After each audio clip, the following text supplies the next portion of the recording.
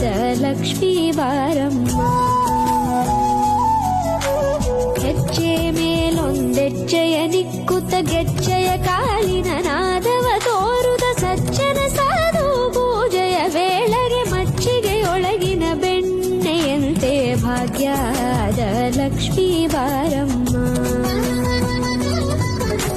ಕನಕವೃಷ್ಟಿ ಕರೆಯುತ್ತ ಬಾರೆ ಮನೆಗೆ ಮಾನವ ಸಿದ್ಧಿಯ ತೋರೆ ದಿನಕರ